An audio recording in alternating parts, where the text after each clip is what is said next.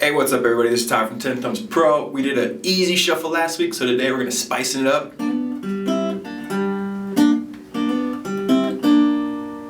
and get a little more intermediate style shuffle, okay? This is really cool. It sounds great on the acoustic guitar. It sounds great on the electric guitar. The electric guitar will give you some more options to transpose this. I'm going to show you how to transpose it so you can play this in any key that you want, have some fun with it.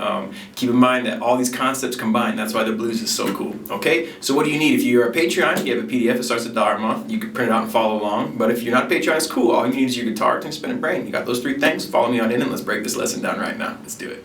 Alright, so last week I gave you guys a beginner shuffle. This week I'm going to give you something a little more intermediate aimed, so that way we can get all our blues players out there happy. It looks something like this.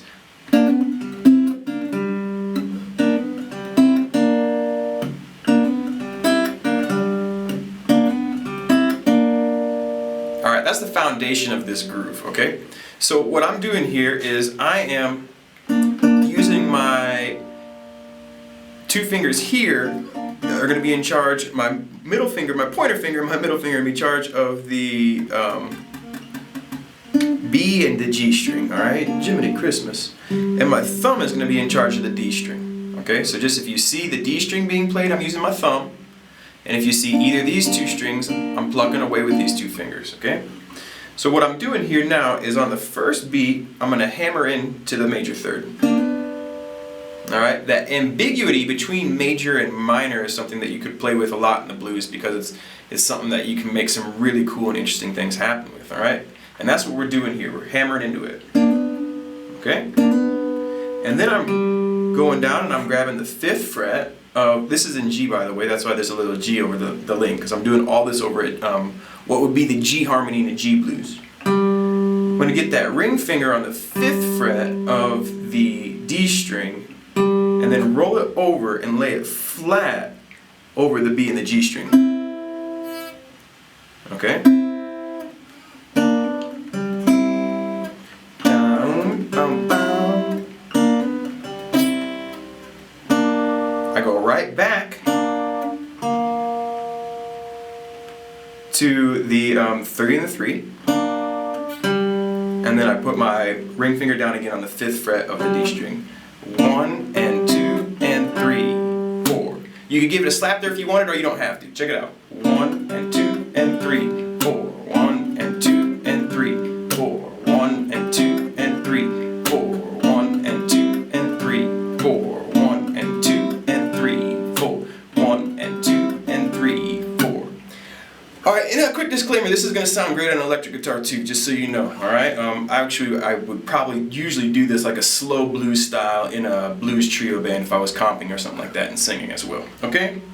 Alright, the next thing that we're going to do is, if you don't always have to throw that on the 3rd beat, you can finish on this right there if you want to give it a little more dissonance, like 1 and 2 and 3, 4. And sometimes I go back and forth. 1 and 2 and 3, 4. 1 and 2 and 3, 4. 1 and 2 and 3, 4. 1 and 2 and 3, 4. There's a million different combinations, if I'm going to be totally honest with you. Play around with this idea and rearrange it and find something that sounds tasty.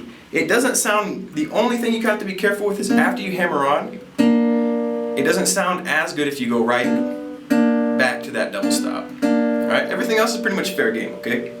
Now what's cool about this is we're in a G blues. So you can mark a G bar chord here, alright? That's kind of how we know what position we're in. We're kind of playing it within this shape, or in the G dominant shape, right? Well, the 4th of a G blues is the C. A C is right here, right? So we can do this exact same idea up here to great effect.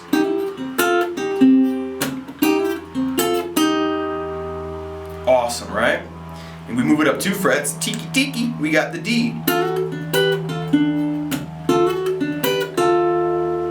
So we can play through the whole 12 bar like that. Let's go ahead and do that from the top. 1, 2, 3, 4.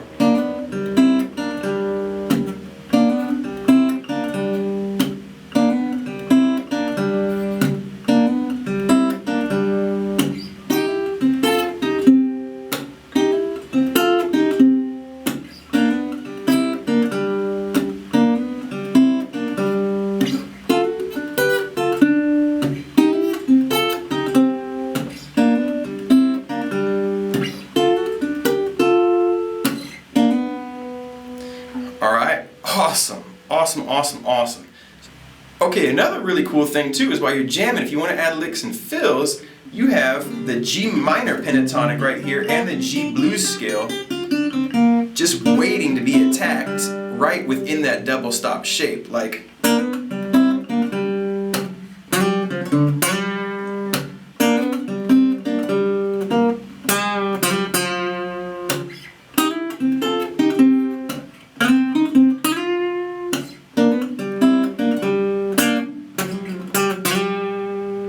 alright, now, okay, so it's a G blues too, so you could add any blues turnaround you wanted to in G on top of this.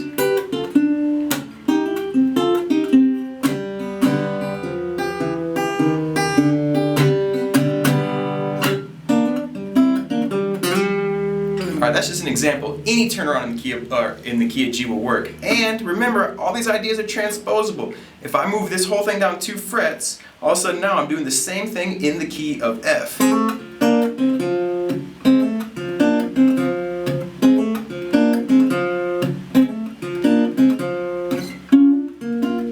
That's a B flat. Now the only thing missing is the C, right?